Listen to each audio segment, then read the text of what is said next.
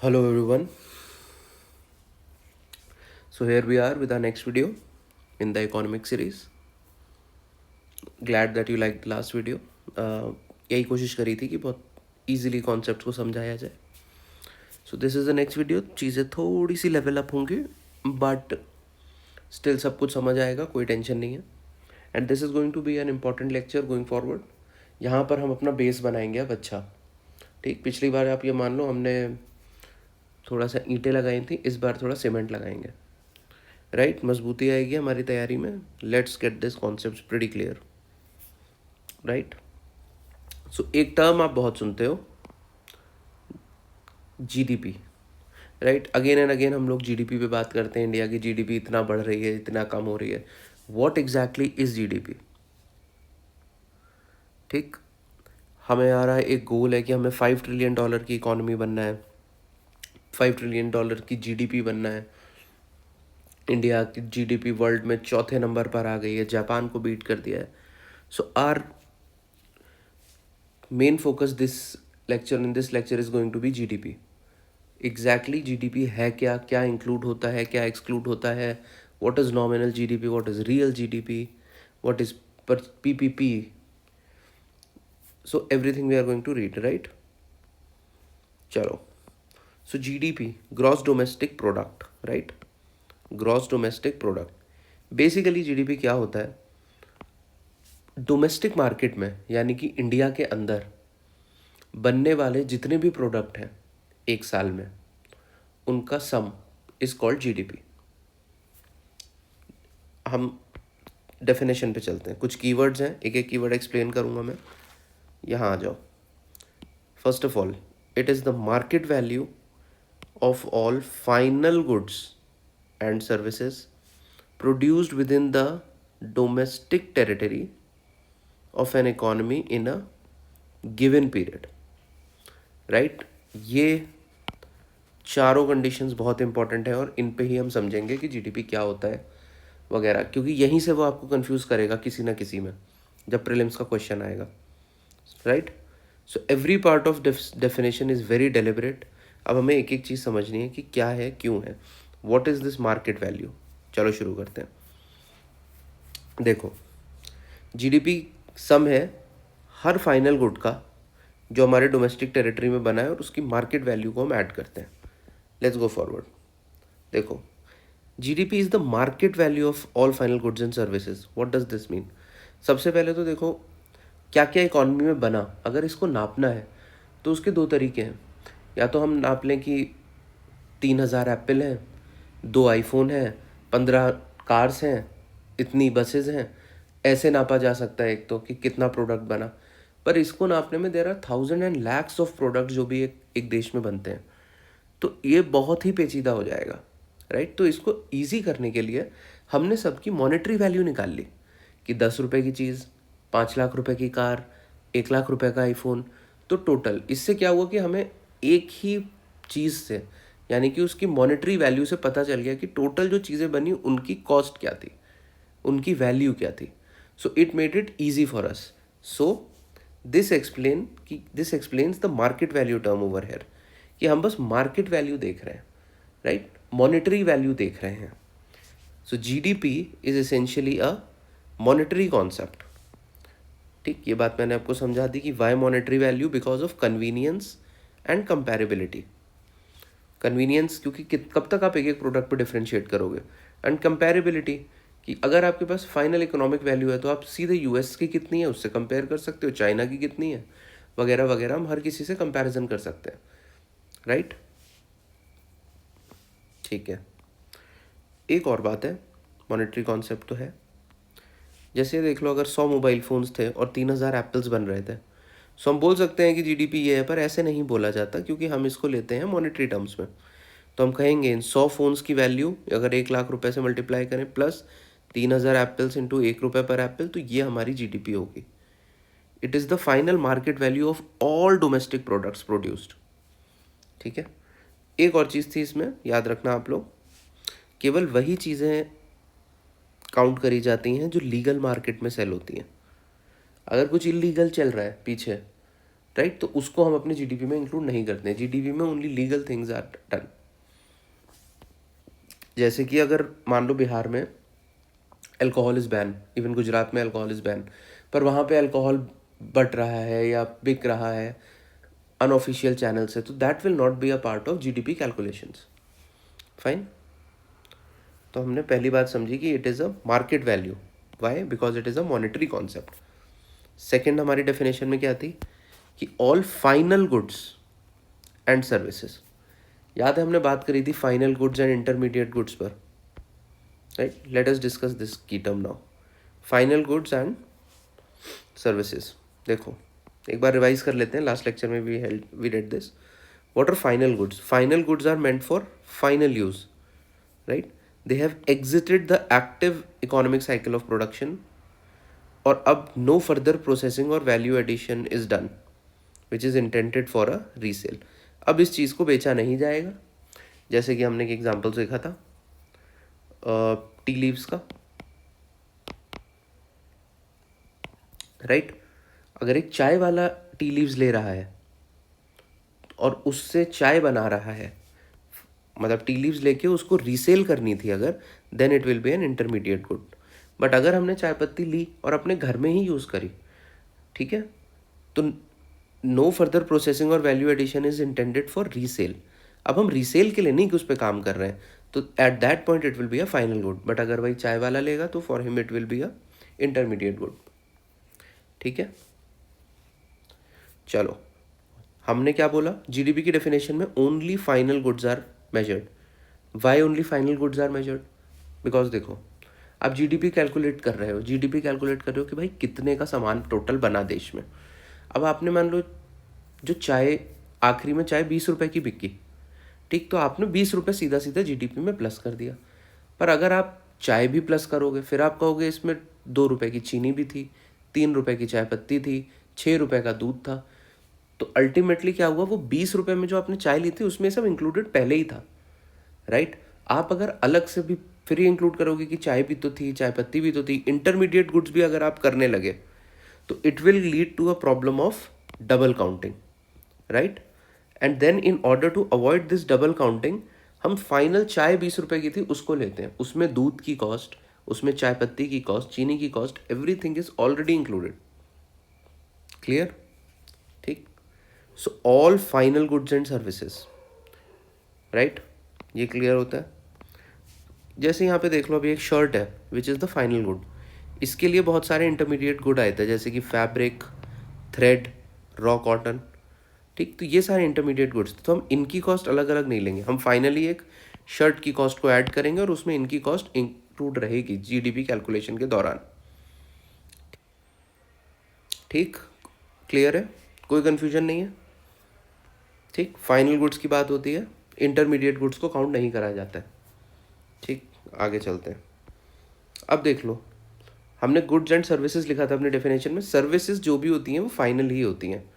All services are final only. Services ऐसी नहीं होती हैं कि दे आर इंटरमीडिएट सर्विसेज, ऐसा कुछ नहीं होता है।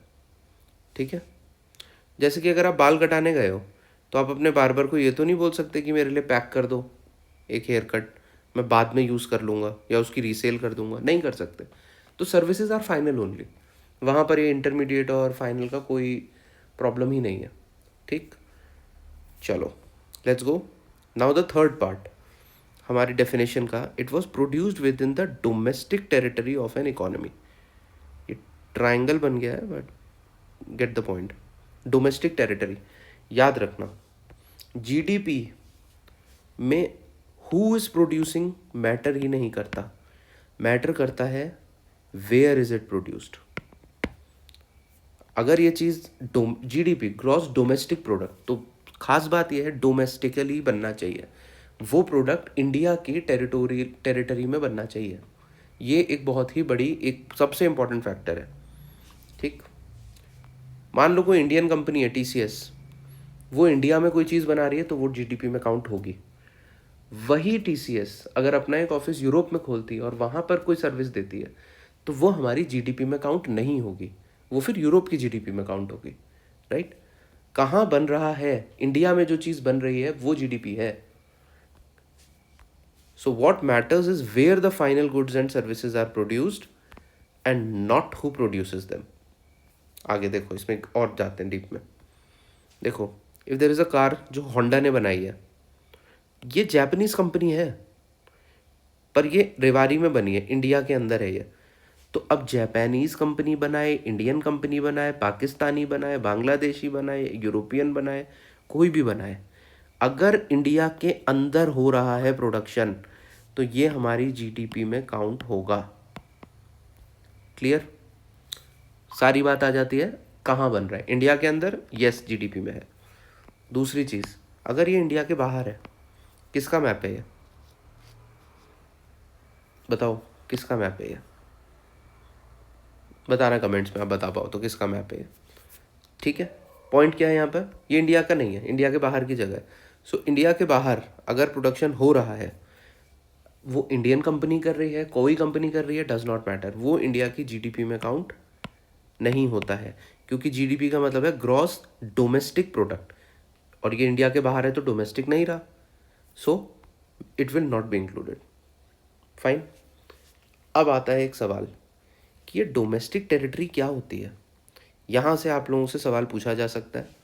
अब आप लोगों के हिसाब से यही है हमारी डोमेस्टिक टेरिटरी, जितना हमारा देश में मैप दिख रहा है, ठीक, ये तो है ही है, राइट, ये है लैंड बॉर्डर। पर इसके अलावा भी इंडिया की टेरिटरीज होती हैं इस दुनिया में। फॉर एग्जाम्पल, अब देखो, मान लो एक इंडिगो का प्लेन है, ठीक, ये उड़ता हुआ जा रहा है, बढ़िया, इसने इंडिया का बॉर्डर एयर स्पेस पार करा, और अब ये जापान के ऊपर है, ठीक है, और यहाँ पर ये कोई सर्विस दे रहा है और पैसे ले रहा है। मान लो इसने अपनी फ़्लाइट के अंदर एक मील बेची खाने की और पैसे ले लिए, ठीक, तो गुड्स सेल हुए और गुड्स इसने खरीदे। अब है ये जापान के एयर स्पेस में, ठीक, तो क्या अब ये जापान के जीडीपी में इंक्लूड होगा या इंडिया की जीडीपी में? ठीक है, तो यही चीज़ें समझने के लिए हम आगे चलते हैं कि डोमेस्टिक टेरिटरी होती क्या है। आ जाओ, देखो, ये याद रखना, इट्स वेरी इंपॉर्टेंट, यहाँ से सवाल आ सकता है, कभी भी आएगा, किसी भी साल आएगा। देखो, domestic territory includes political frontiers, ये जो हमने मैप में देखा सिंपल, लैंड, कोस्टल वाटर्स, हमारा जो बे ऑफ बंगाल है उसमें भी काफ़ी दूर तक एरिया इंडिया के अंदर ही आता है, तो दैट इज़ इंडिया का पार्ट ओनली। और जो हमारा एयर स्पेस है जिसमें कोई और नहीं आ सकता, ठीक, ये सब हमारा ही देश की जीडीपी में इंक्लूड होगा। दूसरा, टेरिटोरियल एनस्लेव्स, जैसे कि देखो, हर देश दूसरे देश में ना कुछ अपने ऑफिस बनाता है जिनको कहते हैं एम्बेसीज या फिर कॉन्सुलेट्स। हमारे डिप्लोमेट्स, आप अगर आईएफएस बनेंगे तो आप इन्हीं में बैठेंगे, ठीक, तो हर कंट्री का दूसरी कंट्री में होता है ये। और एक चीज़ आपको हमेशा के लिए याद रखनी है फॉर सारे सब्जेक्ट्स के लिए, कि जैसे मान लो एक चाइना की एम्बेसी इंडिया में अगर है, दिल्ली में, तो उसको चाइना की लैंड माना जाता है, वहाँ चाइना का लॉ चलता है, फिर वो इंडिया का नहीं है। ऐसे ही इंडिया के जो एम्बेसीज हैं बाहर, फॉर एग्जांपल यूएसए में जो इंडिया की एम्बेसी है, वो इंडिया की टेरिटरी मानी जाती है फॉर इकोनॉमिक पर्पसेस, राइट। सो उसके अंदर अगर कोई गुड्स एंड सर्विसेज सेल हो रही हैं तो वो भी हमारी जीडीपी में इंक्लूड होगा, क्योंकि हम उसको भी अपनी लैंड मानते हैं। सिमिलरली, अगर इंडिया के अंदर चाइना की एम्बेसी है और उसमें कुछ होगा सर्विसेज प्रोड्यूस या गुड्स प्रोड्यूस, तो वो हम अपनी जीडीपी में नहीं लेंगे, क्योंकि वो तो चाइना की जगह है, राइट, तो वो चाइना की जीडीपी में इंक्लूड होगा। सो हमारी पॉलिटिकल फ्रंटियर इज़ वन।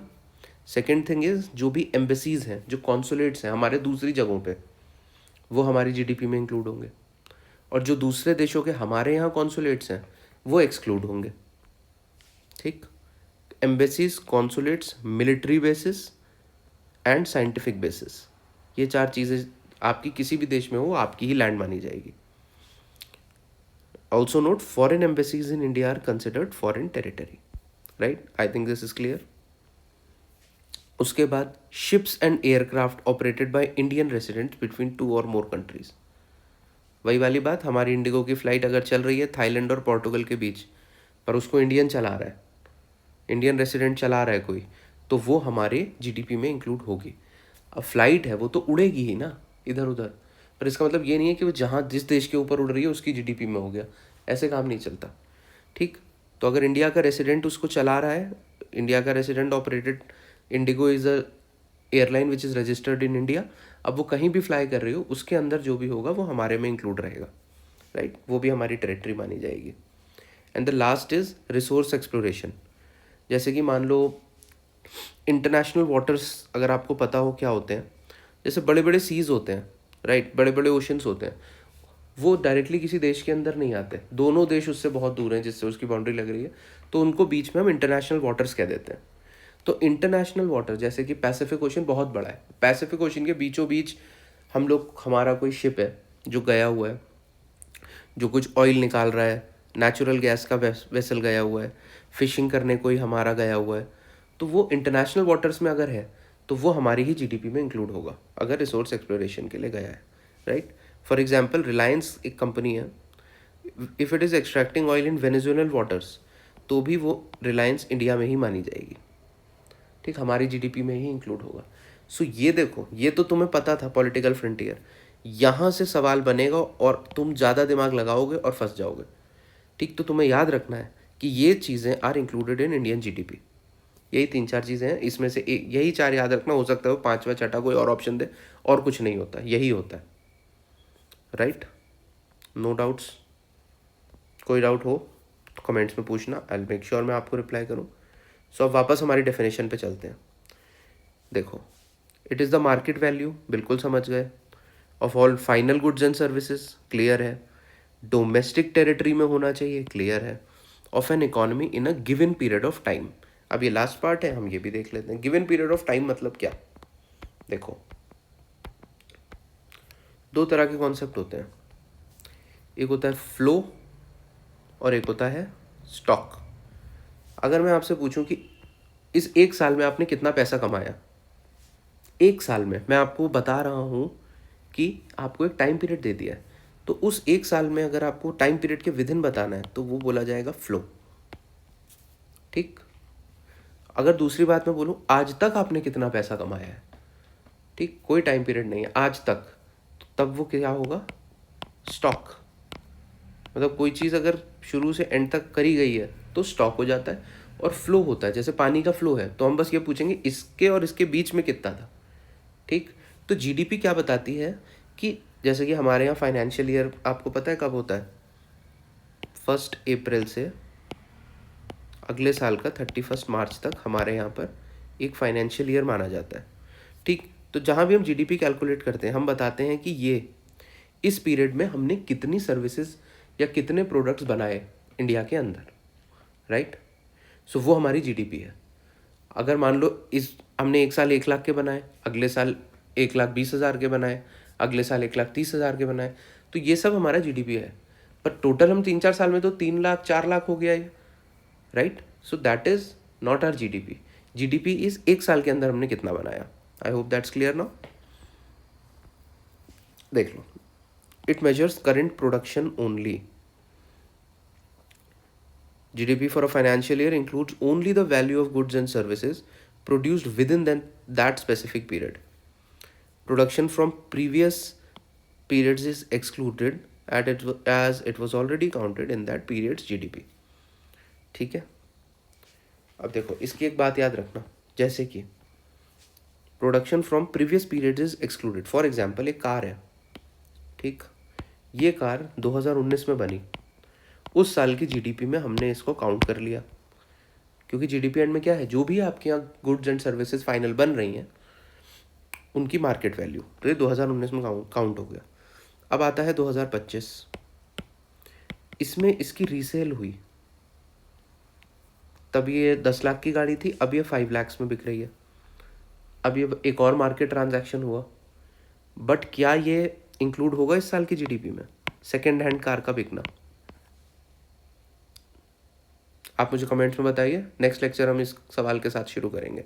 क्या रीसेल अगर कोई चीज़ होती है, सेकेंड हैंड बिकती है, तो is it included in the GDP और नॉट?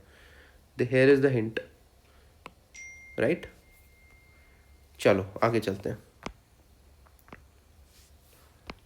चलो आंसर यही है, the value of second hand goods is not counted because it was already included in the GDP of the year they were originally produced, ठीक। तो एक ही बार count होता है। मैंने आपसे कहा it is a flow, it is not a stock, right. जो चीज़ पहले आ चुकी है वो बाद में नहीं आएगी। Wealth is a stock concept. GDP is a flow concept. Clear? For example, flow क्या है? It measures income generated over a period of time and total value of all the assets in a single point of time is called wealth. चलो आगे चलते हैं. अब हमें जाना है, आई थिंक जीडीपी का कॉन्सेप्ट इज क्लियर नाउ. वही चार इसके पिलर्स थे, हमने वो चारों को अच्छे से डिस्कस कर लिया. नेक्स्ट में we will move on to what are the 3 methods of calculating GDP. इससे सवाल नहीं आते हैं बहुत ज़्यादा, ठीक है. एक्सपेंडिचर मेथड से आते हैं, उसको हम थोड़ा सा देखेंगे. उसके अलावा इसके बहुत डेप्थ में जाने की नीड ही नहीं है. Try to keep things very simple for you, ठीक है. If you want we can go into details, but if we go तो फिर वो अपने आप में 1.5-2 घंटे का लेक्चर बन जाएगा. I am not going into it right now. If you guys have any confusions तो हम कर सकते हैं डिस्कस, कमेंट में मेंशन कर देना. बट ऐसा कोई सवाल भी नहीं आता है यहाँ से, सो आई एम नॉट ट्राइंग कि आप लोग फालतू में कॉम्प्लेक्स चीज़ में दिमाग लगाओ और उलझो, टाइम वेस्ट करो, ठीक है. हम जितना पढ़ेंगे सवाल उससे ईजिली होंगे. सो देखो, जीडीपी नापने के 3 तरीके. जीडीपी क्या था?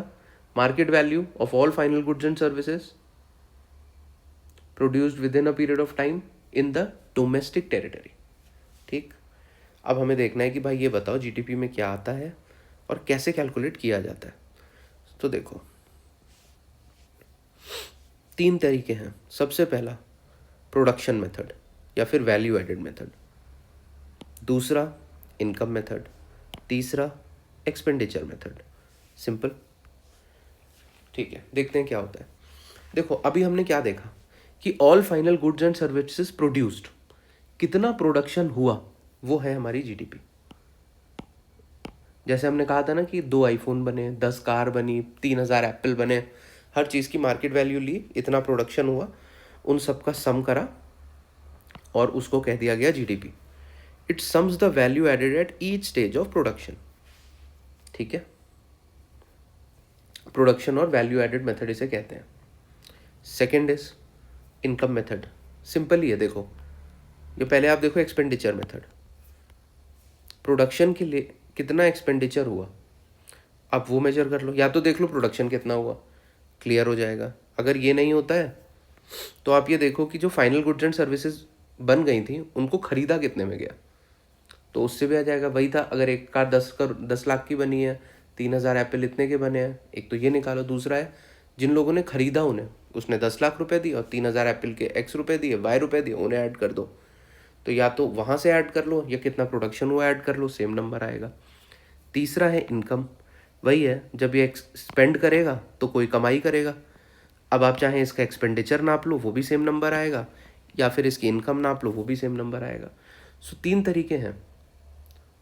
आप या तो देख लो कितनी इनकम हो रही है आपकी, ठीक, या तो बेचने वाले से पूछ लो उसका एक्सपेंडिचर कितना हुआ, या खरीदने वाले से पूछ लो, सॉरी, बेचने वाले से पूछ लो उसकी इनकम कितनी हुई, खरीदने वाले से पूछ लो उसका एक्सपेंडिचर क्या हुआ, सेम नंबर होगा.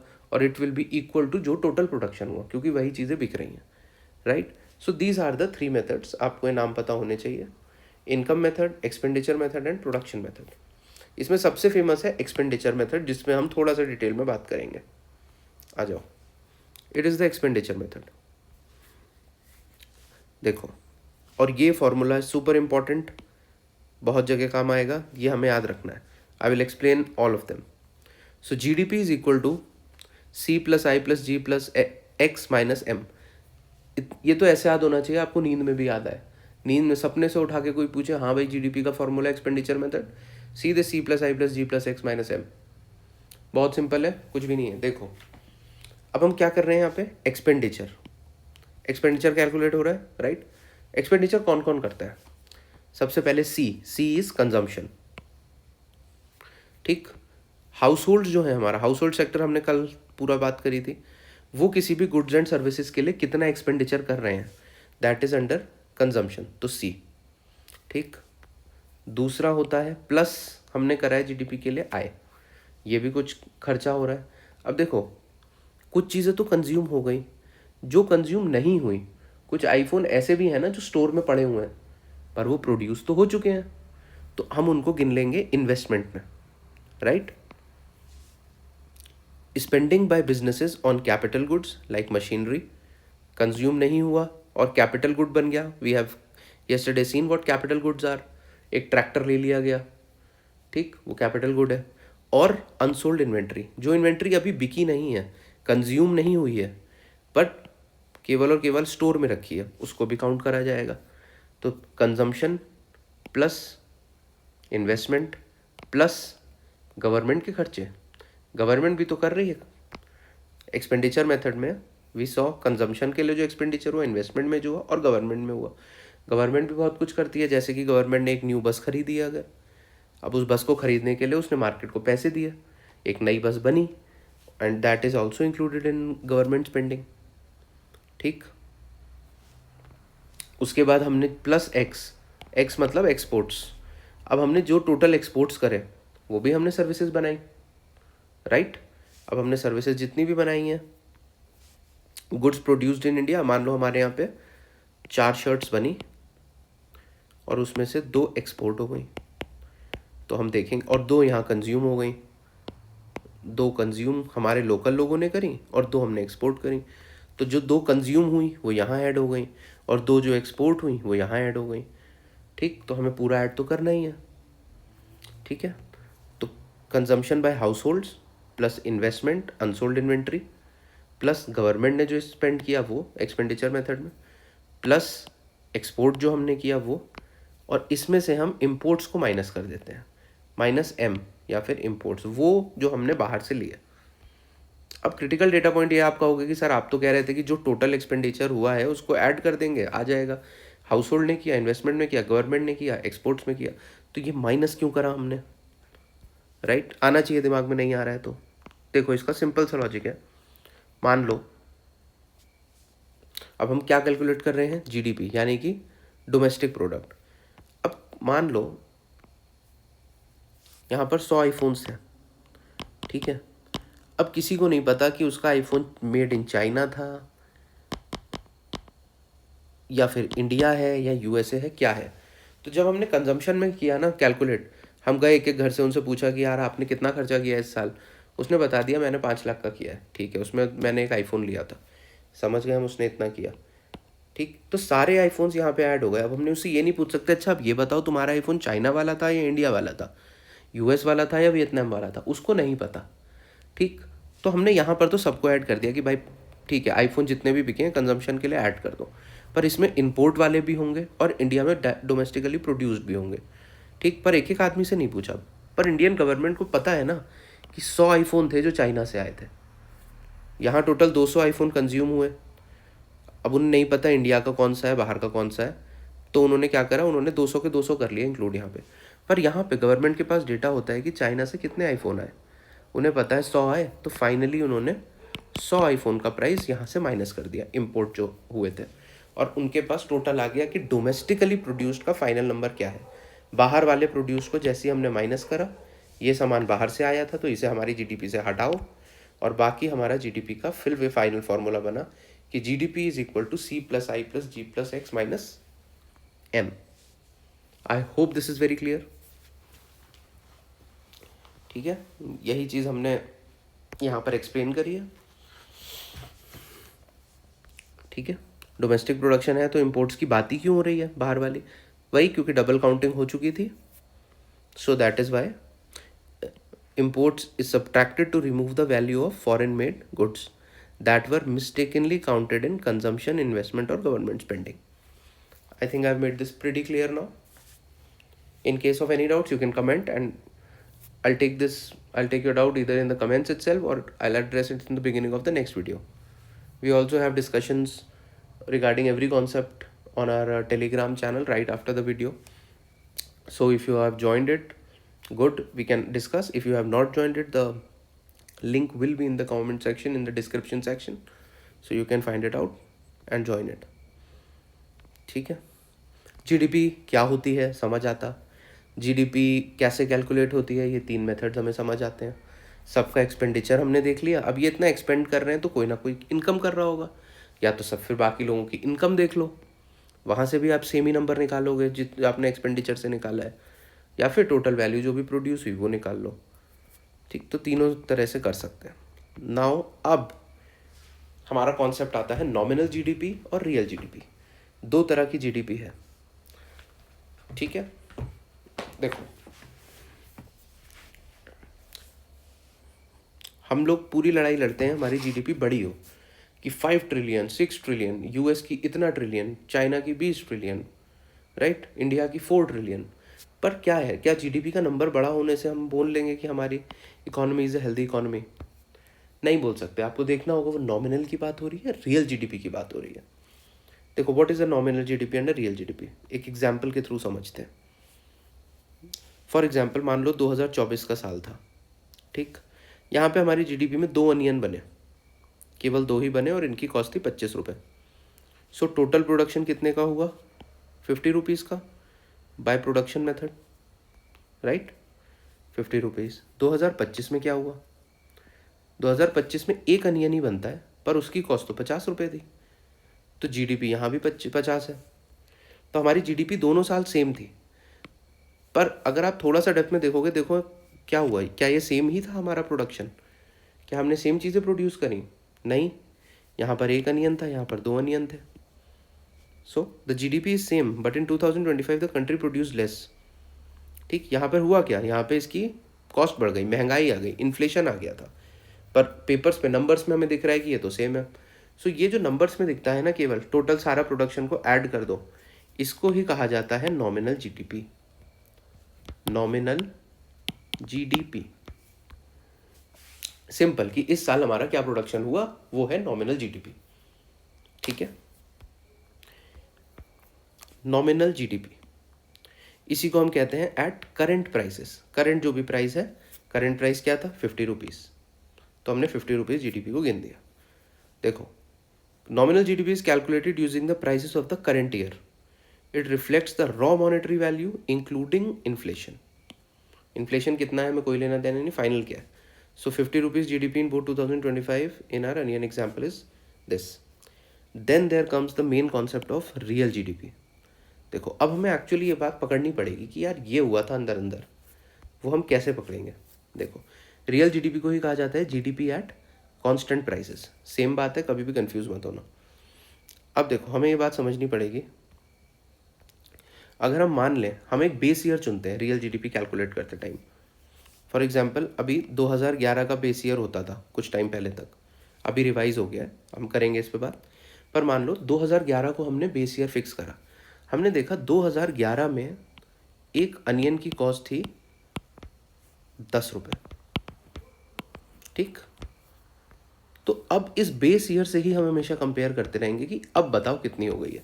फॉर एग्जांपल, यहाँ पर थी 2011 में 10 रुपये, 2024 में कितनी हुई, हमने कितना बनाया, 2 अनियन, वही 10 रुपये से देखेंगे हम, तो टोटल हमने 20 रुपये का सामान बनाया। क्योंकि अब हम प्राइस जो लेंगे ना, वो हमेशा 2011 से लिंक लेंगे। 2025 में क्या हुआ, हमने एक अनियन बनाया, इसको भी हमने उसी 10 रुपये से लिंक करा जिसको 24 वाले को किया था, और तब हमने देखा कि यार टोटल वैल्यू तो 10 ही रुपये बनी, राइट। सो इस केस में हमको पता चल गया कि हमारी इकॉनमी कम हो गई है, रियल जीडीपी कम हुई है। नॉमिनल बिल्कुल सेम थी दोनों केसेस में, 50-50, पर रियल के केस में हमें पता चलेगा कि इस साल प्रोडक्शन कम हुआ है, और ये जो बराबर आ रहा है ये इसलिए आ रहा है क्योंकि हमारे यहाँ आ गई है महंगाई। महंगाई बोले तो इन्फ्लेशन, ठीक है। वरना ऐसा, अभी तो ऐसा हो जाए कि हर चीज़ का प्राइस दुगना हो गया और एंड में हम देखें कि अरे हमारी तो जीडीपी ही दुगनी हो गई। पर ऐसा होता नहीं है। जब हम जीडीपी ग्रोथ की बात करते हैं तो हम रियल जीडीपी ग्रोथ की बात करते हैं, हम उस बेस ईयर से कंपेयर करते हैं। वेरी रिसेंटली इंडिया ने अपना बेस ईयर चेंज करा है, this can be a statement, ठीक है। तो आप याद रखना, India has revise it from 2011-12 to 2022-23, हमने रिसेंट कर दिया। तो अब हम जो भी कंपेयर कर रहे हैं वो 2022 और 23 जो फाइनेंशियल ईयर है उससे कंपेयर कर रहे हैं। So this has to be remembered by you. ये करंट अफेयर्स में कभी भी सवाल पूछा जा सकता है, ठीक। तो नॉमिनल जीडीपी क्या थी भाई, जिस प्राइस पे बिक रहा है आज की तारीख में उस पे मेजर करो, ख़त्म। रियल क्या था कि नहीं, एक बेस ईयर जाएंगे, उस बेस ईयर से कंपेयर करेंगे प्राइस को, और तब जो हमारे पास जीडीपी आएगी it will be adjusted for inflation. अब इन्फ्लेशन की वजह से नहीं होगा, अब एक्चुअल प्रोडक्शन की वजह से बात होगी, राइट। सो रियल जीडीपी और नॉमिनल जीडीपी में बहुत सिंपल सा फ़र्क है, हमेशा के लिए याद रखना। जब भी नॉर्मल जीडीपी लिखा हो तो बात समझ लेना कि रियल की ही बात हो रही है। समझ आ गया? ठीक है। अब देखो, अब सारी बात चलती है कि हमारी जीडीपी दुनिया में, इंडिया की जीडीपी कौन से नंबर की है, ठीक, उसे कंपेयर कैसे करेंगे? इंडिया रुपीज़ में चल रहा है, जापान येन में चल रहा है, तो अब क्या करें? इसके लिए एक कॉमन चीज़ होनी चाहिए हमारे पास। तो सिंपल ही है, इसको भी हम डॉलर में कन्वर्ट करते हैं और इसको भी हम डॉलर में कन्वर्ट करते हैं। अब डॉलर में कन्वर्ट कैसे करें? 1 rupees equal to how much dollar, या $1 is equal to, I think अब 90 के आसपास हो गया है, ठीक। एंड येन में भी कुछ नंबर होगा, I think it is somewhere around 140। Check कर लेंगे, ये बस अभी एग्जाम्पल के लिए है। सो दोनों को हमने कन्वर्ट करा डॉलर में और हमारे पास एक वैल्यू आई, ठीक। ये जो हमने कन्वर्ट करा ना 90, ये कहाँ करा? ये मार्केट का एक्सचेंज रेट होता है, ठीक। हम उससे कंपेयर करते हैं, वो समय बताता है कि आज 89 है या 90 हो गया या कितना है। तो ये हम जब मार्केट के एक्सचेंज रेट से करते हैं, सो हमें पता चल जाएगा कि अच्छा, इंडिया की टोटल जीडीपी एक्स साइज़ की है, जापान की वाई साइज़ की है, कौन ज़्यादा है कौन कम है। So we will get to know यहाँ से, मार्केट एक्सचेंज रेट से। ये आपको सिंपल पता है कि $1 is equal to 90 rupees approximately, ये मार्केट बताता है आपको, ठीक। तो this is one way. The other way is when you measure it through purchasing power parity. Important concept, क्या होता है ये परचेजिंग पावर पैरिटी? उससे पहले एक चीज़ देखो, हमारी रैंक देखो। जब हम मार्केट एक्सचेंज रेट के हिसाब से नापते हैं, वही 90 रुपीज़ वाला, यहाँ पर हमने 84 के हिसाब से लिख रखा है, अब 90 हो गया है, जस्ट टू बी अपडेटेड। तो अब हम देखेंगे, जब हमने रुपीज़ को डॉलर में कन्वर्ट किया इस रेशियो के हिसाब से, तो इंडिया जो है उसने जापान को बीट करके वो 4th नंबर पर आ चुका है। हमारी टोटल इकोनॉमी का साइज़ यूएसए, चाइना और जर्मनी के बाद 4थे नंबर पर आता है, ठीक है। हेडलाइंस अनाउंस ने किया, India becomes the 4th largest economy, ठीक है। पर फिर एक और चीज़ होती है, हम कहते हैं कि परचेजिंग पावर पैरिटी के हिसाब से इफ़ यू मेजर, तब तो इंडिया 3rd ही नंबर पर है। China is the biggest economy, US is the 2nd biggest economy and India is the 3rd biggest economy, right. So now let us just see what is this stuff, what is this purchasing power parity. देखो, example से समझाता हूँ। जो nominal exchange rate है that is basically $1 is equal to ₹90, ठीक। ये आज की तारीख का रेट चल रहा है। बट अगर हमको एक पेन लेना है, फॉर एग्जांपल एक पेन है इंडिया में, ठीक, उसकी कॉस्ट क्या है? उसकी कॉस्ट है 20 रुपीज़, लेट्स अज्यूम, ठीक। और यूएसए में इसी पेन की कॉस्ट है $1, ठीक। तो क्या है, जब आप सेम चीज़ बाय करते हो, आपको वही पेन, सेम रेनॉल्ड्स का पेन है, कोई अलग पेन नहीं है, ठीक। सेम पेन अगर आपको बाय करना है इंडिया में और सेम पेन अगर आपको बाय करना है यूएस में, तो जो इनके बीच का रेशियो आएगा उसको कहा जाएगा purchasing power. For example $1 actually क्या है, तो यहाँ पर क्या होगा कि $1 इज इक्वल टू 20 रुपीज़। अगर हम सेम चीज़ दोनों जगह बाय कर रहे हैं, यहाँ पर हमने पेन ले लिया है, पर एसेंशियली होता है बास्केट ऑफ गुड्स, बहुत सारे गुड्स को वो ऐड करते हैं, जैसे कि उसमें फ्रूट्स भी होंगे, ये भी होगा। 1 किलो मान लो उसमें एप्पल है, 2 किलो आम है, 3 पेन है, 4 आईफोन है, वो सारी चीज़ों की एक बास्केट बनाएंगे और कहेंगे कि यार यूएस में कितने डॉलर लगे इस कप को लेने में और इंडिया में कितने रुपीज़ लगे इनको लेने में, और उनके बीच का जो रेशियो आएगा उसको कहा जाता है purchasing power parity, right. Clear? इसको कॉम्प्लिकेट नहीं करना है, बहुत ज़्यादा सिंपल रखना है। ये जो था नॉमिनल जीडीपी या फिर nominal exchange rate, nominal exchange rate तो बहुत सारे फैक्टर्स से होता है कि 90 रुपये का चल रहा है रेट, तो परचेजिंग पावर भी उसमें एक चीज़ होगी। उसके बाद स्पेकुलेशन होता है, उसके बाद ट्रेडिंग होता है, उसके बाद लोग इन्वेस्ट करते हैं कि हम डॉलर लेके आज ही बैठ जाते हैं, धीरे धीरे वैल्यू बढ़ेगी। तो इसमें कई चीज़ें इंक्लूड होती हैं जब हम नॉमिनल एक्सचेंज रेट की बात करते हैं, इसकी वजह से इसका नंबर इतना हाई शूट हो जाता है। बट यहाँ पर हम बात करते हैं सीधी सीधी कि ये बताओ इंडिया में ये चीज़ इतने की है, वहाँ इतने की है, अब मेरे को क्या फ़र्क, उसका रेशियो दिखाना है कि एक पेन मुझे यहाँ 20 रुपये का पड़ा, वही पेन वहाँ $1 का पड़ा, तो इसका मतलब $1 इज इक्वल टू 20 रुपीज़, ठीक है। Let me tell you, let's go in depth here. देखो, purchasing power parity is a theoretical exchange rate, ठीक है, that allows you to buy the same basket of goods in every country. ठीक, अब वही pen लिया हमने, उसको India में कितने में मिल रहा है, यूएस में कितने में मिल रहा है, जापान में कितने में मिल रहा है, कोरिया में कितने में मिल रहा है, सब में हमने देखा पेन के हिसाब से ये पेन कहाँ कितने का है, और उसके हिसाब से हम समझ जाएंगे कि यार यहाँ महंगा है यहाँ सस्ता है। यहाँ पर एक डॉलर में कितने रुपए थे, 90 रुपये। 20 रुपये का पेन अगर हम इंडिया का माने तो हम यहाँ पे करीब 4.5 पेन ले सकते हैं $1 में। ठीक है, तो ये इतना फ़र्क आ जाएगा। सो इंडिया में क्या है, मामला सस्ता है। जब इंडिया में मामला सस्ता है, इस वजह से इंडिया की परचेजिंग पावर जो है वो ज़्यादा है। फॉर एग्जांपल यहाँ पे इंडिया में जो लेबर का कॉस्ट है ना, ये बहुत सस्ता है। मतलब एक चीज़ होती है जिसको हमारे यहाँ लोकल लैंग्वेज में कहा जाता है दिहाड़ी। बेसिकली किसी भी आदमी को आप एक दिन के लिए लाओ, फॉर एग्जांपल 8-9 घंटे के लिए, और उससे आपको जो करवाना है, ईंटें लगवानी है, सीमेंट लगवाना है, गार्डनिंग करवानी है, करवाओ और उसको 600 रुपीज़ दे दो। तो ये हमारे यहाँ एक अनऑफिशियल रेट चलता है दिहाड़ी का, ठीक, उसके डे लेबर का। पर यूएस में ऐसा नहीं है कि आप ये 600 रुपये में आपको मिल जाएगा। 600 रुपये इज़ नॉट इवन $10, राइट, ऐसा नहीं है वहाँ पर। तो इनफैक्ट मैं आपको बताऊँ, when I went to US, what happened, हम लोग गए थे एक जगह, एक हॉस्पिटल में कुछ काम से। तो वहाँ पर हॉस्पिटल क्लीनिंग के लिए लोग आते हैं, ठीक। तो क्लीनिंग के लिए जो बंदा आया ऑपरेशन थिएटर में, वो लेक्सस से आया, राइट। लेक्सस एक बहुत बड़ा कार ब्रांड है। वो लेक्सस से सूट पहन के आता है, उसके बाद वो वहाँ आता है, चेंज करता है अपनी यूनिफॉर्म में, क्लीनिंग वाली, ऑपरेशन थिएटर में आता है, सब कुछ क्लीन करता है, वापस जाता है, चेंज करता है, अपना सूट पहनता है, अपनी कार में बैठता है जो कि लिटरली करोड़ों की है, और चला जाता है। सो वहाँ पर क्या है कि अगर उसका काम सफाई करना है, पर वो आपसे नीचे नहीं है, he is working with you, he is not working under you. उसको भी मिनिमम डिसाइडेड है कि इस आदमी को वहाँ पर किसी को भी $100 के नीचे नहीं दिया जाएगा इस काम के लिए, ठीक। तो अपने आप यूएस में कॉस्ट बढ़ जाती है, हर चीज़ यूएस में थोड़ी सी महंगी मिलेगी आपको। लेबर इंटेंसिव, लेबर के पैसे वहाँ पर ज़्यादा है। इंडिया में लेबर सस्ता है। और चाइना की जो आप प्रोग्रेस देख रहे हो ना, चाइना तो पूरा का पूरा चीप लेबर पे काम करता है। यहाँ पर तो लेबर का कोई भारी कॉस्ट ही नहीं है।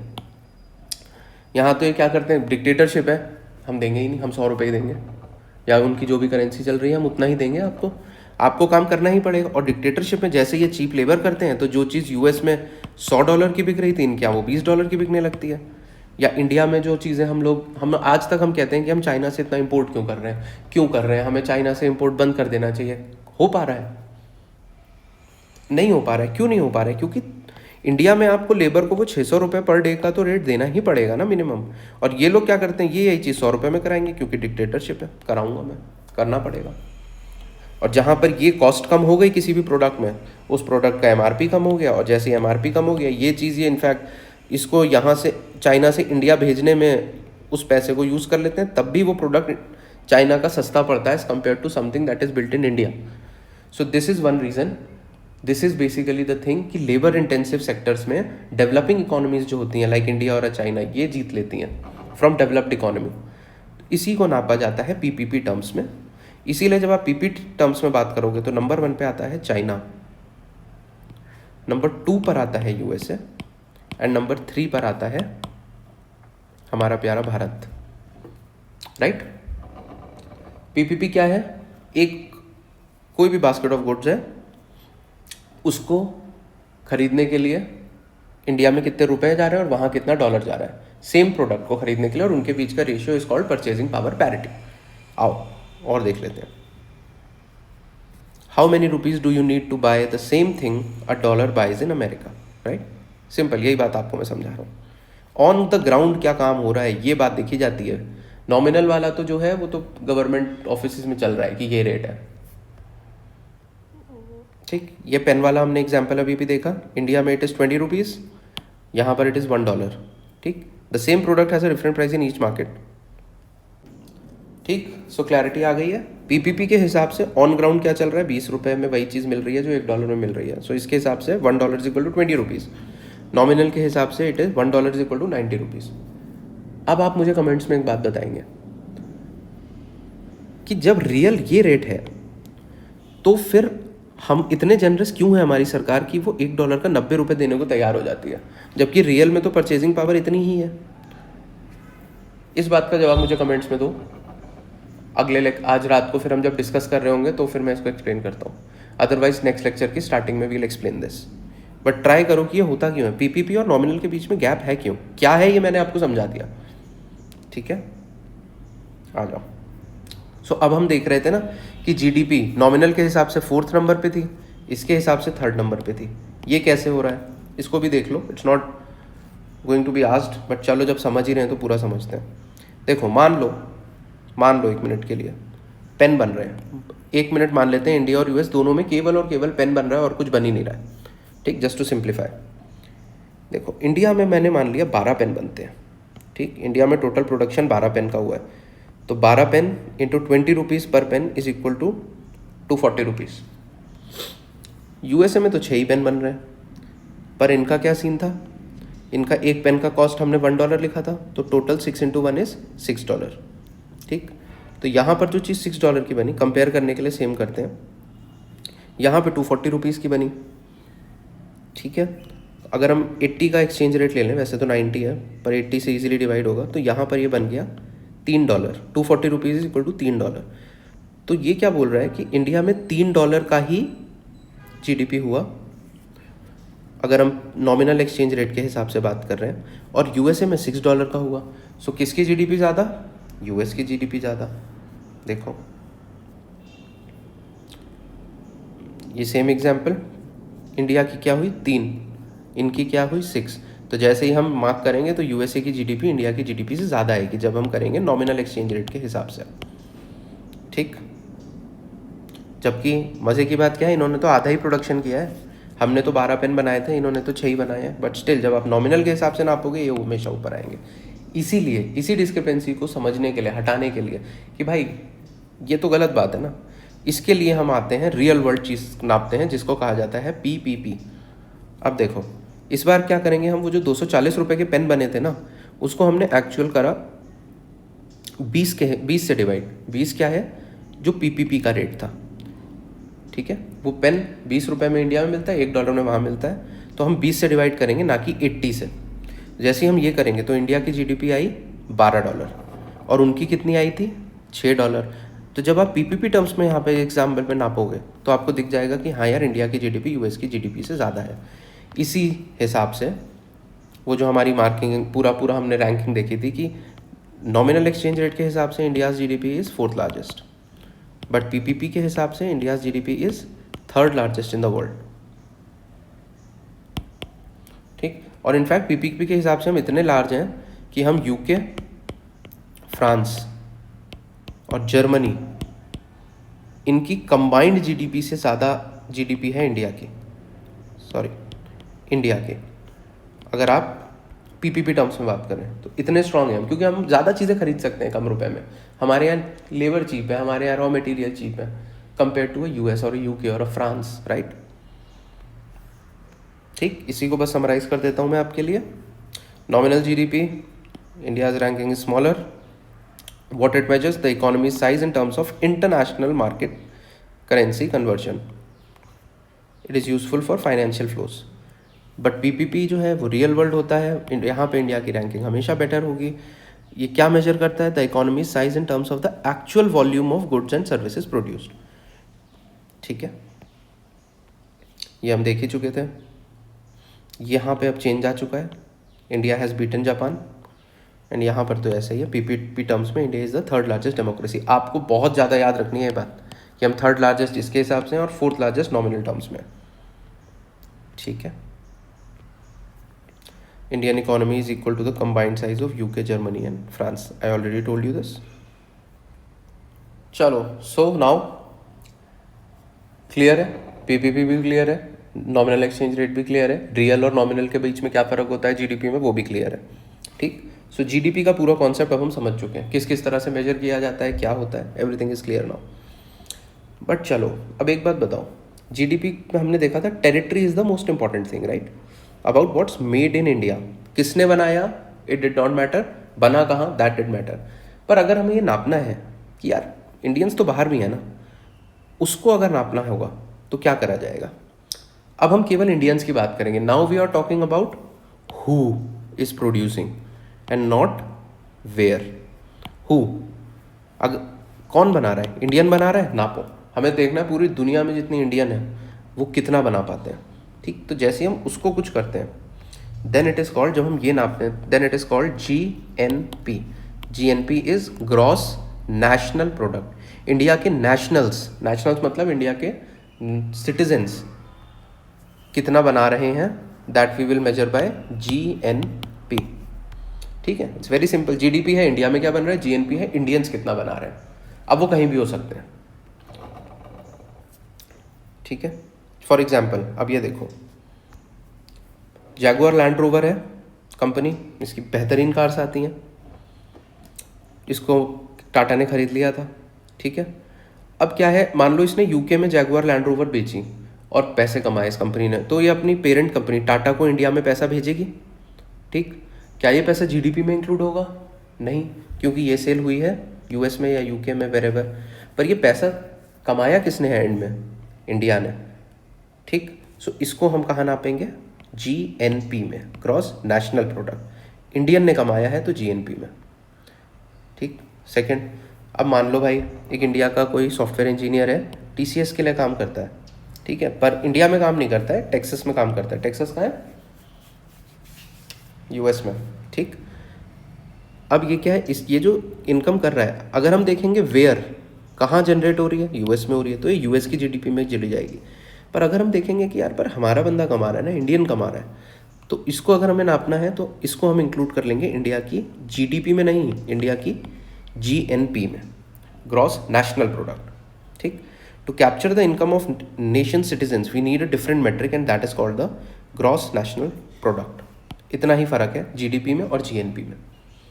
अभी ये ग्रॉस वर्ड क्या होता है ये भी समझेंगे, पहले आप बस नेशनल प्रोडक्ट और डोमेस्टिक प्रोडक्ट समझ के चलो, ठीक। सिंपल है, कोई इसमें बहुत भारी बात नहीं थी। एक बार समराइज करते हैं, देखो GDP, value of everything produced with in India's borders, ठीक। और इसमें आपको ध्यान के रखना है, इंडिया के बॉर्डर्स कई तरह के हैं, लैंड बॉर्डर्स भी देखे, इंटरनेशनल वाटर्स भी थे, एम्बेसीज भी थी, राइट। अगर हम GDP में ये वाली चीज़ जोड़ दें कि बाहर जो इंडियंस हैं, अब हम इंडियंस की बात करें, इनको प्रॉफिट क्या मिल रहा है, कोई किसी ने अगर वहाँ पे लोन दिया है तो उसके बदले में क्या कमाई हो रही है, ठीक। तो सारी जो इंडियन लोग कमाई कर रहे हैं बाहर, माइनस जो इंडिया में कितने भी फॉरेनर काम कर रहे हैं, ठीक। जब हम GDP है देश में क्या क्या बना, ठीक, इसमें हम ऐड कर दें इंडियन नेशनल्स जो बाहर कमाते हैं, माइनस फॉरेन के लोग जो इंडिया में कमाते हैं, तो हमारे पास आ जाएगा GNP कि भारत के सिटीजन्स ने कितना कमाया। अब इसमें से हमें फॉरेनर्स को माइनस करना पड़ेगा क्योंकि हम इंडिया के सिटीजन्स देख रहे हैं और GDP में ये काउंट हो गए थे, ठीक है। सो दैट इज़ GNP क्या है, इंडियन सिटीजन्स ने कितना कमाया। इंडिया के बाहर जो कमा रहे हैं इंडियंस उनको प्लस कर दो और इंडिया में जो फॉरेनर्स कमा रहे हैं उनको माइनस कर दो। सो इससे हमारा क्या आएगा, GNP, right. GDP and GNP is very clear. अब एक और कॉन्सेप्ट आ जाता है नेशनल डिस्पोजेबल इनकम का। ये तो बहुत ही सिंपल है, देखो GDP जब कैलकुलेट हो रहे हैं तो कोई गुड्स एंड सर्विसेज बनी है, GNP में भी कोई वही कंटिन्यू हुआ है तो गुड्स एंड सर्विसेज प्रोड्यूस हुई हैं। बट कभी कभी क्या होता है, मान लो यार तुम्हारे चाचा रह रहे हैं US में, ठीक, और वो वहाँ से पैसा भेज रहे हैं रैंडमली, कोई सर्विस नहीं बनी, कोई प्रोडक्ट नहीं बना, ठीक है, एक्सपेंडिचर नहीं हुआ, बट कई बार क्या होता है वो वहाँ से पैसे भेजते हैं डोनेशन में। उन्होंने यहाँ पर कहा कि मैं सदगुरु को डोनेट कर देता हूँ कुछ पैसा इंडिया आ गया, कोई सर्विस नहीं हुई, कुछ नहीं हुआ, पर डोनेशन हुआ। कई बार हो सकता है कि इंडिया बोले कि यार फाइन लगाओ इस आदमी पे, ये यहाँ से चीट करके गया है, तो फाइन्स में इसने पैसा भेजा। कई बार क्या हो सकता है, तुम्हारी शादी है तो तुम्हारे चाचा ने कहा चलो यार बच्चे को थोड़ा सा गिफ्ट दे दिया जाए, तो गिफ्ट्स अगर भेजे। इन चीज़ों में क्या हो रहा है ना, कोई सर्विस या गुड्स नहीं बन रहे हैं, ये बस फ्री का पैसा आ रहा है, इसको कहा जाता है रेमिटेंसेस। फैमिली को कोई बाहर से अपने पैसा भेजता है, इट्स अ रेमिटेंस। डोनेशन मैंने आपको समझा दिया, गिफ्ट मैंने करवा दिया, ठीक। तो ये जो पैसा बाहर से इंडिया में आ रहा है, अगर हम GNP में इसको भी ऐड कर दें और इसमें से एक चीज़ माइनस कर दें कि यहाँ से भी तो लोग बाहर भेज रहे होंगे, उसको हटा दें अगर, तो फाइनली हमें मिल जाएगा कि GNP में इतना पैसा इंडियन नेशनल्स ने कमाया, उसके बाद और डोनेशन, फाइन, गिफ्ट्स वगैरह सब आए इंडिया में, और यहाँ से इंडिया से जो बाहर गया उसको माइनस अगर कर दिया तो जो अमाउंट बचता है that is called national disposable income. ये पैसा अब मेरे देश के पास है और अब इस पैसे से हमें डिसाइड करना है कि हम इसको स्पेंड करेंगे, हम इसको सेव करेंगे या हम इसको इन्वेस्ट करेंगे। ये एक देश के पास फाइनल पैसा बचता है। ठीक है, सब ग्रॉस ग्रॉस ग्रॉस ग्रॉस चल रहा है। अभी तो हमें देखना है नेट क्या होता है, वो भी देख लेंगे। चलो यहीं समझा देता हूँ मैं आपको। This GDP versus NDP, gross versus net. हमेशा याद रखना ये कॉन्सेप्ट बहुत आएगा। ये जी का मतलब होता है ग्रॉस और एनडीपी में एन का मतलब है नेट। ये वर्ड कई जगह यूज़ होगा इकोनॉमिक्स में, तो एक बार के लिए समझ के चलो। एक शार्क टैंक वगैरह भी अगर आप देखते होगे तो उसमें भी आता है कि हमारा ग्रॉस प्रॉफिट ये है और नेट प्रॉफिट ये है। तो let's just clear it for once and for all, what is gross, what is net. देखो, कोई भी प्रोडक्ट बनाने के दौरान, फॉर एग्जाम्पल आप मान लो आप एक कार बना रहे हो, ठीक। एक कार बनाने के प्रोसेस के दौरान आपकी कई मशीन्स यूज़ होती हैं, ठीक। अगर हम सीधे देखें, हम कार की वैल्यू को ऐड कर दें, कार बनी 5 लाख रुपए की, तो ग्रॉस में सीधा सीधा आएगा कि 5 लाख हो गया हमारा जीडीपी, ठीक। ग्रॉस में हमने सीधा सीधा ये ऐड कर दिया, कोई दिक्कत नहीं। बट जब हम नेट करते हैं ना, नेट का मतलब होता है फाइनल, टोटल, इसमें से कुछ माइनस प्लस करके फाइनल बताओ मुझे। तो देखो, कार बनी 5 लाख की, ठीक। पर कार को बनाने के लिए ना हमने कुछ मशीन्स को यूज़ करा। अब वो मशीन्स क्या थी, मान लो वो 1 करोड़ रुपए की मशीन आई थी, पर जब वो यूज़ होती रहेगी over the period of time, तो 1 साल में उसके में पार्ट्स में वियर एंड टियर होता है। आप कोई भी चीज़ अगर यूज़ कर रहे हो तो उसकी एक लाइफ होती है। मान लो 5 साल किसी भी प्रोडक्ट की लाइफ है आपके, जब उसका 1 साल हो जाता है, वो 10 लाख का प्रोडक्ट है, अब मान लो उसमें से वो हर साल उसकी 2-2 लाख की वैल्यू कम होती जा रही है और 5 साल बाद वो मर जाएगा, ठीक। फॉर एग्जाम्पल, हर प्रोडक्ट की लाइफ है, कार्स की लाइफ है, फ्रिज की लाइफ है, टीवी की लाइफ है, ठीक। तो जो भी उसमें कमी आती रहती है विद टाइम, यूज़ करते करते, उसको कहा जाता है डेप्रीसिएशन। Easy concept. कोई भी आप भाई मशीन को यूज़ कर रहे हो गाड़ी बनाने के लिए, अब 1000, 2000, 3000 गाड़ियों बाद वो ख़राब होगी। इनफैक्ट 10 गाड़ियों बाद ही उसमें थोड़ा सा फ़र्क आ जाता है परफॉर्मेंस में। So that is called depreciation. So अब ये मानो, अब जब हम नेट डोमेस्टिक प्रोडक्ट कैलकुलेट करेंगे, so what we will do, 5 lakh की कार बनी, बिल्कुल सही, पर वो जो हमारी मशीन थी ना, उसमें 1 लाख रुपए का वियर एंड टियर भी हो गया, उसकी वैल्यू अब 1 लाख रुपए कम हो गई है। तो इसके लिए हम कहेंगे कि अच्छा, तो फिर हमारा जो फाइनल नेट जो हमारा डोमेस्टिक प्रोडक्ट हुआ वो कितने का हुआ, 4 लाख का ही बना। तुमने ये तो जोड़ लिया कि 5 लाख रुपए की चीज़ बनी, पर 1 लाख रुपए की चीज़ यूज़ भी तो हो गई, कंज्यूम भी तो हो गई। तो जब तुम इसको अकाउंट में लेते हो, व्हेन यू जीडीपी में से डेप्रिसिएशन को माइनस करोगे, सो ये बनेगा नेट डोमेस्टिक प्रोडक्ट, ठीक है। सिमिलर कॉन्सेप्ट एक और ले लो। देखो, अभी हमने पढ़ा जीएनपी, ग्रॉस नेशनल प्रोडक्ट। क्या था ये, पूरी दुनिया में जितने भी इंडियंस हैं, ठीक, उन्होंने जितना प्रोडक्शन किया या जितना उनका एक्सपेंडिचर या इनकम हुआ तीनों मेथड से, उसको हम कह देंगे जीएनपी, ठीक। जीएनपी में से भी डेप्रिसिएशन माइनस कर दो। इन्होंने तो पूरी दुनिया में सर्विस दी, इन्होंने भी कहीं भाई मशीन यूज़ करी होगी, कुछ यूज़ करा होगा, जो चीज़ डेप्रिशिएट हुई होगी। तो जैसे इसको आप माइनस करोगे तो हमारे पास आ जाएगा एनएनपी। बस जी से, ग्रॉस में से डेप्रिसिएशन को माइनस करा जाएगा तो आपका आ जाएगा एनएनपी। तो क्या है ग्रॉस और नेट का फ़र्क है डेप्रिसिएशन को माइनस करा है या नहीं करा है। वो जो तुमने इतनी बड़ी मशीन ले रखी है वो आज भी 1 करोड़ की नहीं है, 3 साल से यूज़ हो रही है, तो अब उसकी वैल्यू कम हो गई है। जो उसकी वैल्यू में कमी आई है that is depreciation. If you are accounting for depreciation तो नेट बोलेंगे, अगर आपने उसको अकाउंट नहीं किया तो हमेशा ग्रॉस बोला जाएगा। क्लियर, ठीक। तो सारे मेजर कॉन्सेप्ट्स हम समझ चुके हैं इस लेक्चर के। 2-3 चीज़ें और समझ के चलो, फिर ये लेक्चर ख़त्म करते हैं। देखो, इंडिया की इकॉनमी $4 ट्रिलियन हो चुकी है, बिल्कुल सही। मोदी जी का प्लान है $5 ट्रिलियन करने का, ठीक। तो बहुत भयानक है भाई, हमारी जीडीपी दुनिया में तीसरे नंबर पे आ रहे हैं। किसके हिसाब से बात हो रही है, नॉमिनल एक्सचेंज रेट, ठीक। अब हम इतना शानदार कर रहे हैं, पर यार तुम्हें लग रहा है कि हम लिटरली जर्मनी और जापान इनके लेवल पर पहुंच पाए हैं? अभी नहीं पहुंच पाए हैं। आप जाओ यूरोप, आपको दिखेगा कि यार वाओ, मतलब ऐसी भी लाइफ हो सकती है। तो कैसे, क्या है, इतनी जीडीपी होने के बाद भी हम क्यों नहीं कर पा रहे हैं, यानी कि कुछ है जो भी रिफ्लेक्ट नहीं हो रहा है। सो अब क्या आ जाता है, देखो सारी की सारी बात आती है इंडिया की पॉपुलेशन पर, कि भाई ठीक है तुम्हारा 4 ट्रिलियन तो है, और अभी अभी हमने जापान को पीछे छोड़ा है, इसका मान लेते हैं हम 3.5 ट्रिलियन होगा। पर जापान में कितना लोग इस 3.5 ट्रिलियन में, कितने लोगों में बट रहा है ये? अगर मान लें हम कि उनके यहाँ पर 20 करोड़ लोगों में बट रहा है, तो इंडिया में इससे थोड़ा ज़्यादा अमाउंट 120 करोड़ लोगों में बट रहा है, राइट। तो पर पर्सन के हाथ में क्या आ रहा है, कम हो गई वैल्यू। इसी को कहा जाता है पर कैपिटा जीडीपी, ठीक। तो ये देखते हैं कि भाई इकोनॉमिक रियलिटी क्या है। तुम बहुत बड़े हो, लेकिन तुम्हें पालना भी तो फिर इतनी बड़ी पॉपुलेशन को है, और जब तुम लोगों में बांटोगे उसको, ठीक, तो टोटल जीडीपी को जब आप पॉपुलेशन से डिवाइड करोगे तब आएगा पर कैपिटा जीडीपी की, पर पर्सन के हिसाब से आपकी जीडीपी क्या है। और वहाँ पर, यहाँ पर इंडिया 4th नंबर पे आ चुका है, पीपीपी के हिसाब से इंडिया 3rd नंबर पर आ चुका है। पर अगर आप पर कैपिटा की जीडीपी से बात करोगे तो पर कैपिटा जीडीपी में इंडिया का नंबर क्या है, किसी को कोई आइडिया? बहुत ही नीचे, आई think it is somewhere around 127, right. तो हम इतना पीछे आते हैं। आप ये देख लो एक चीज़ के लिए कि इंडिया की per capita GDP somewhere around 2700।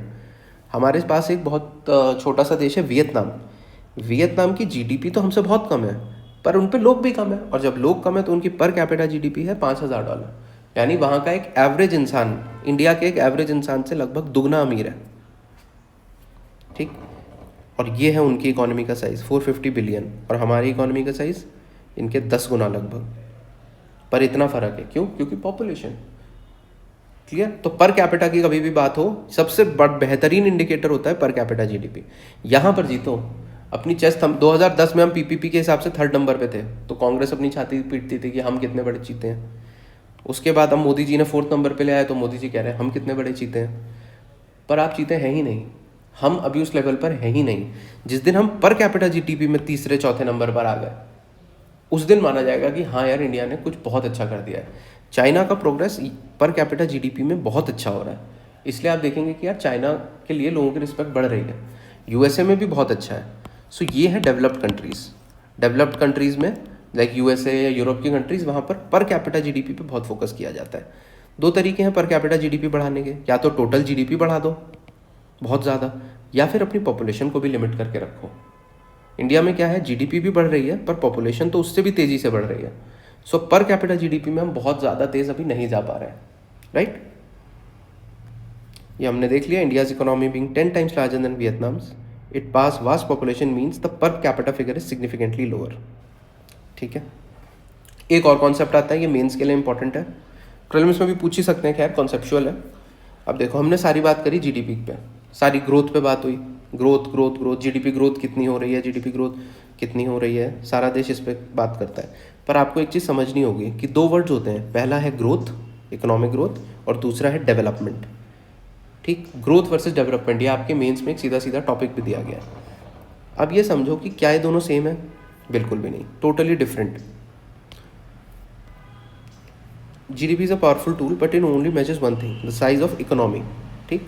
Economy की बात हो गई है, वो हमें दिखा देगा कि हम ग्रो हो रहे हैं, बिल्कुल ग्रो हो रहे हैं, पर क्या हम डेवलप हो रहे हैं? मान लो बाकी सब सेम रहा, आपने इस साल 100 करोड़ रुपए की आपकी जीडीपी थी, ठीक।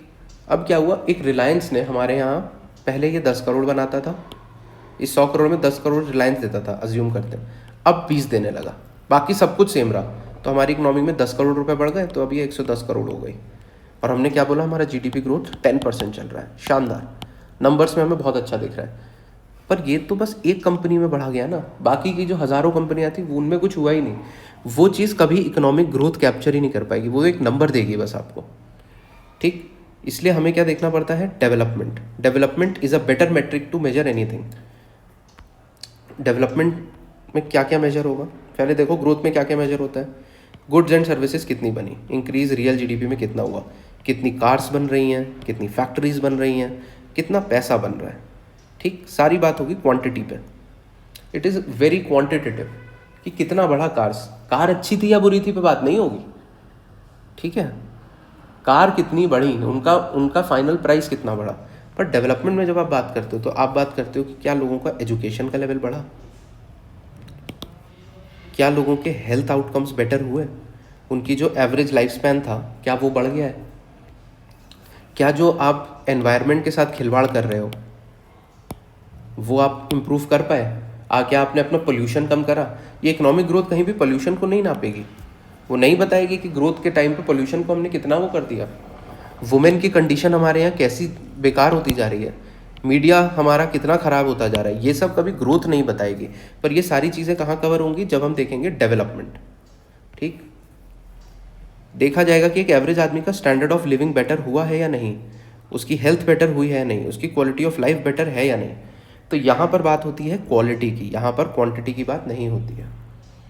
फाइन, तो development is a better metric than growth. और कई बार क्या होता है, ये हम आगे पढ़ेंगे, एथिक्स वगैरह में तो बहुत डीप में जाएगा, ग्रोथ और डेवलपमेंट एक दूसरे के सामने आ जाता है।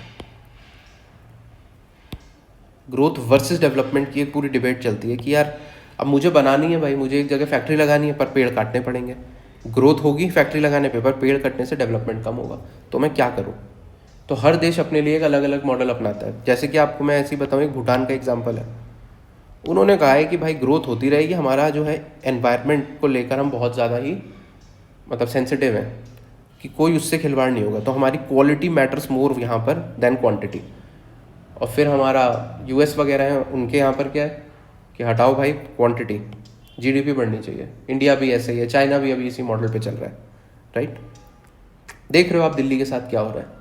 सो यही है, because whole focus is on growth and not on development. लोगों की पॉल्यूशन बढ़ रहा है, बढ़े, हेल्थ खराब हो रही है, हो, पानी खराब हो रहा है, हो, पर क्या है, हमारी ग्रोथ तो हो रही है, इंडस्ट्री लग रही है, फैक्ट्री लग रही है, जॉब्स मिल रही हैं।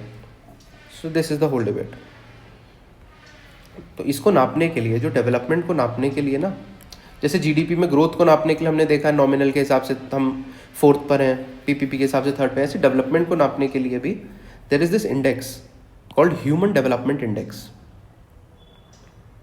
ठीक है, हु पब्लिशेज इट, यूएनडीपी।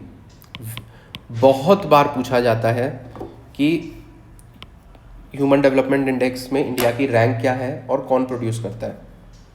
ठीक है, तो इसको तो याद आपको रखना ही है। और ये क्या करता है, कई बार ना प्रीवियस ईयर्स की भी पूछ लेता है। तो अभी लेटेस्ट जो डेटा आया है 2025 का, उसमें भी हमारी रैंक है 130th। ठीक, तो आपको याद रखना है 2025 के हिसाब से वी आर 130th, 2023 में भी वी आर 130th। ठीक है, मज़े की बात यह है कि इसमें हम बांग्लादेश के आसपास रहते हैं बिल्कुल। ठीक है, बांग्लादेश और इंडिया में डेवलपमेंट का लेवल बिल्कुल ऑलमोस्ट सेम रहता है, 1-2 आगे पीछे करते रहते हैं और उसी में हम खुश रहते हैं कि देखो हमने बांग्लादेश को पीछे कर दिया, और बांग्लादेश खुश होता है कभी कि हमने इंडिया को कर दिया। पर लड़ाई हम बांग्लादेश से कर रहे हैं, ये हमारा एक दुर्भाग्य है, इट इज़ अनफॉर्चुनेट। खैर, फॉर्चुनेट अनफॉर्चुनेट में जाने से बेटर है अभी हमें ध्यान देना है कि human development index, very very very important. Who publishes it, UNDP. What is India's rank, 130th currently. बाकी आप इसको करंट में हमेशा अपडेट करते रहना, not just UPSC, even state PCS में बहुत ज़्यादा पूछे जाने वाला सवाल है human development index. Fine, so our lecture is complete now and इससे रिलेटेड क्वेश्चंस जो भी आए हैं प्रीवियस ईयर्स में, उसकी पीडीएफ में ग्रुप में डालूंगा अपने टेलीग्राम ग्रुप में। You can find the link in the description box, join that group, find the PDF. It will have some questions जो इन्हीं टॉपिक से यूपीएससी में आ चुके हैं, वो क्वेश्चंस का डिस्कशन आज रात को हम करेंगे अपने टेलीग्राम ग्रुप पर ही। सो लेक्चर देखिए, अंडरस्टैंडिंग बनाइए, उसके बाद I will post that PDF. उस पीडीएफ में जो सवाल हैं आप वो सॉल्व करेंगे, उनमें दिमाग लगाओ, अपना आंसर बना के रखो, और रात में when we meet around 9 PM we are going to discuss that today which is 26th of December, right. We will discuss जो भी आप लोगों को डाउट्स आ रहे हैं, कौन सा सवाल हो रहा है, कौन सा नहीं हो रहा है, अगर हम रियल एग्जाम में बैठे होते तो उस सवाल को कैसे डील करते, everything we are going to look. But ये सेशन होगा टेलीग्राम पर, so you can join the link, it is in the description box. और आई अगेन रिक्वेस्ट यू कि इस चैनल को सब्सक्राइब कर लो, सो दैट अगर हमारे और सब्जेक्ट्स के भी वीडियोज़ आएँ तो यू नेवर मिस इट। और अगर टेलीग्राम चैनल कल को हट भी जाए तो you are there on this channel, जिससे कि हम लोग का ये चलता रहे आगे, right. Okay, thank you then, see you tonight.